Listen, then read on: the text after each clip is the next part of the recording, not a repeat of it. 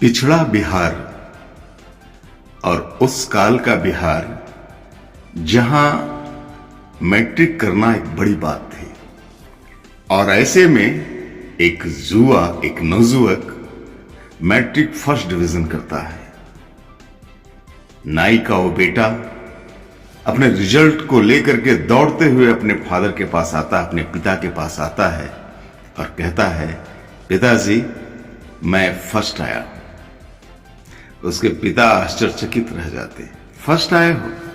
बड़ी खुशी खुशी वो गांव के जमींदार के पास अपने बेटे को लेकर के जाता है और जमींदार को बताता है कि देखिए साहब, मेरा बेटा मैट्रिक पास कर गया है, फर्स्ट आया है। और जमींदार कहता है, फर्स्ट आए हो? लो चलो गोड़ दबाओ। खाट पे लेटा हुआ जमींदार अपने पैरों को फैला देता है उस युवक के सामने और कहता है कि फर्स्ट आए हो ना, लो मेरा गोड़ दबाओ, यानी कि मेरा पैर दबाओ। ऐसी सामाजिक परिदृश्य से उठ करके, ऐसे अपमान भरे सामाजिक परिदृश्य से उठ करके जो पिछड़ों की पॉलिटिक्स का इतिहास रचता है, उसका नाम है कर्पूरी ठाकुर। आज 24 जनवरी है। 24 जनवरी की अहमियत राजनीतिक रूप से पिछले कुछ सालों से तेजी से बढ़ी है, खास करके बिहार, झारखंड और उत्तर प्रदेश में। हां, इसी दिन बिहार के पूर्व मुख्यमंत्री कर्पूरी ठाकुर की जयंती मनाई जाती है और उस जयंती के बहाने राज्य के मुख्य राजनीतिक दलों में उनकी विरासत का दावा जताने की आपसी होड़ नजर आती है। ऐसे में बड़ा सवाल यह उभरता है कि आखिर बिहार में जिस हजाम समाज की आबादी महज 2% से कम है, उस समाज के सबसे बड़े नेता कर्पूरी ठाकुर की राजनीतिक विरासत के लिए इतनी हाय तौबा उनके निधन के 3 दशक बाद आखिर क्यों मच रही है? दरअसल मंडल कमीशन लागू होने से पहले कर्पूरी ठाकुर बिहार की राजनीति में वहां तक पहुंचे जहां उनके जैसी पृष्ठभूमि से आने वाले व्यक्ति के लिए पहुंचना लगभग असंभव ही था। वे बिहार की राजनीति में गरीब गुरबों की सबसे बड़ी आवाज। 24 जनवरी 1924 वह दिन जिस दिन बिहार के समस्तीपुर के पितौंझिया, हालांकि अब कर्पूरी ग्राम कहलाता है यह स्थान, में जन्मे कर्पूरी ठाकुर बिहार में एक बार उप मुख्यमंत्री, 2 बार मुख्यमंत्री और दशकों तक विधायक और विरोधी दल के नेता बने रहे। 1952 की पहली विधानसभा में चुनाव जीतने के बाद वे बिहार विधानसभा का चुनाव कभी हारे ही नहीं। अपने 2 कार्यकाल में कुल मिलाकर 2.5 साल के मुख्यमंत्रित्व काल में उन्होंने जिस तरह की छाप बिहार के समाज पर छोड़ी है, वैसा दूसरा उदाहरण नहीं दिखता है। खास बात यह भी है कि वे बिहार के पहले गैर कांग्रेसी मुख्यमंत्री थे। 1967 में पहली बार उप मुख्यमंत्री बनने पर उन्होंने अंग्रेजी की अनिवार्यता को खत्म कर दिया था। इसके चलते उनकी आलोचना भी खूब हुई, लेकिन हकीकत यह है कि उन्होंने शिक्षा को आम लोगों तक पहुंचाया। इस दौर में अंग्रेजी में फेल मैट्रिक पास लोगों का मजाक कर्पूरी डिवीजन से पास हुए कहकर उड़ाया जाता रहा। इसी दौरान उन्होंने शिक्षा मंत्री का पद भी मिला हुआ था और उनकी कोशिशों के चलते ही मशीनरी स्कूलों ने हिंदी में पढ़ाना शुरू किया था और आर्थिक तौर पर गरीब बच्चों की स्कूल फी को माफ करने का काम भी उन्होंने किया था। वो देश के पहले मुख्यमंत्री थे जिन्होंने अपने राज्य में मैट्रिक तक मुफ्त पढ़ाई की घोषणा की थी। उन्होंने राज्य में उर्दू को दूसरी राजकीय भाषा का दर्जा देने का भी काम किया था। 1971 में मुख्यमंत्री बनने के बाद किसानों को बड़ी राहत देते हुए उन्होंने गैर लाभकारी जमीन पर मालगुजारी टैक्स को बंद कर दिया था। वे सामाजिक समरसता और दबे कुचले की आवाज थे। बिहार के तब के मुख्यमंत्री सचिवालय की इमारत की लिफ्ट चतुर्थवर्गीय कर्मचारियों के लिए उपलब्ध नहीं थी। कोई चपरासी उस लिफ्ट का यूज नहीं। मुख्यमंत्री बनते ही उन्होंने चतुर्थ वर्गीय कर्मचारी के लिए लिफ्ट का इस्तेमाल सुनिश्चित किया था। आज की तारीख में यह भले ही मामूली कदम दिखता हो, लेकिन संदेशात्मक राजनीति में इनके मायने बहुत ज्यादा थे।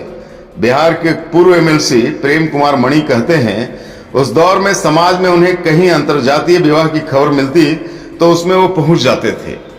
वो समाज में एक तरह का बदलाव चाहते थे। बिहार में जो आज दबे पिछड़ों की सत्ता में हिस्सेदारी मिली हुई है, उसकी पृष्ठभूमि कर्पूरी ठाकुर ने ही बनाई थी। 1977 में मुख्यमंत्री बनने के बाद मुंगेरी लाल कमीशन लागू करके राज्य की नौकरियों में आरक्षण लागू करने के चलते वो हमेशा के लिए सवर्णों के दुश्मन बन गए थे। लेकिन कर्पूरी ठाकुर समाज के दबे पिछड़ों के हितों के लिए काम करते रहे। मुख्यमंत्री रहते हुए उन्होंने राज्य के सभी विभागों में हिंदी में काम करने को अनिवार्य बना दिया था। इतना ही नहीं, उन्होंने राज्य सरकार के कर्मचारियों के समान वेतन आयोग को राज्य में भी लागू करने का काम सबसे पहले किया था। युवाओं को रोजगार देने के प्रति उनकी प्रतिबद्धता इतनी थी कि वह एक कैंप आयोजित कर 9,000 से ज्यादा इंजीनियरों और डॉक्टरों को एक साथ नौकरी दे दी थी। इतने बड़े पैमाने पर एक साथ बिहार के पूरे देश में इसके बाद आज तक इंजीनियर और डॉक्टर बहाल नहीं हुए। दिन रात राजनीति में गरीब गुरबों की आवाज को बुलंद रखने की कोशिश में जुटे कर्पूरी की साहित्य, कला एवं संस्कृति से काफी दिलचस्पी थी। राजनीति में इतना लंबा सफर बिताने के बाद जब वो मरे तो अपने परिवार की विरासत में देने के लिए एक मकान तक उनके नाम नहीं था, ना तो पटना में और ना ही अपने पैतृक घर में। वो 1 इंची जमीन भी नहीं जोड़ पाए थे। जब करोड़ों रुपए के घोटाले में आए दिन नेताओं के नाम उछल रहे हों, कर्पूरी जैसे नेता भी हुए, विश्वास ही नहीं होता।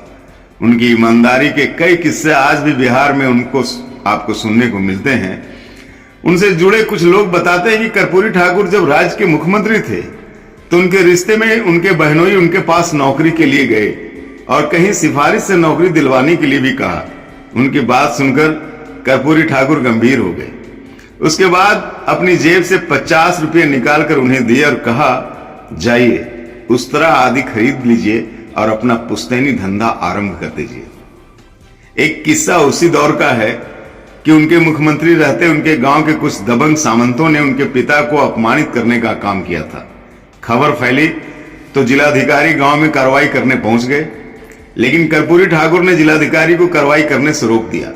कहा कि दबे पिछड़ों को अपमान तो गांव गांव में हो रहा है, जिलाधिकारी जी कहां कहां जाएंगे आप। एक और उदाहरण है, कर्पूरी ठाकुर जब पहली बार उप मुख्यमंत्री बने या फिर मुख्यमंत्री बने तो अपने बेटे रामनाथ को खत लिखना वो नहीं भूले। इस खत में क्या था, इसके बारे में उनके बेटे ही कहते हैं कि पत्र में 3 ही बातें लिखी होती थी। तुम इससे प्रभावित नहीं होना, कोई लोभ लालच देगा तो उस लोभ में मत आना। उत्तर प्रदेश के कद्दावर नेता हेमवती नंदन बहुगुणा ने अपने स्मरण में लिखा, कर्पूरी ठाकुर की आर्थिक तंगी को देखते हुए देवीलाल ने पटना में अपने एक हरियाणवी मित्र से कहा था, कर्पूरी जी कभी आपसे 5-10 हजार रुपये मांगे तो आप उन्हें दे देना, वह मेरे ऊपर आपका कर्ज रहेगा। बाद में देवीलाल ने अपने मित्र से कई बार पूछा, भाई कर्पूरी जी ने कुछ मांगा? हर बार मित्र का जवाब होता, नहीं साहब वे तो कुछ मांगते ही नहीं। रामनाथ अपने पिता की सादगी का एक किस्सा बताते हुए कहते हैं कि जननायक 1952 में विधायक बन गए थे। एक प्रतिनिधि मंडल में जाने के लिए ऑस्ट्रेलिया जाना था, उसके पास कोट ही नहीं था। एक दोस्त से मांगना पड़ा। वहां से युगोस्लाविया भी गए तो मार्शल टीटो ने देखा कि उसका कोट फटा हुआ है और उन्हें एक कोट भी भेंट किया गया था।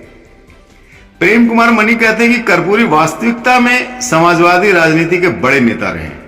उनके नाम पर मल्यार्पण करने वाले उनकी सादगी और ईमानदारी भरे रास्ते पर चलने का साहस नहीं कर पाएंगे। इसलिए भी कर्पूरी जैसे नेताओं को याद रखना आज बहुत जरूरी है।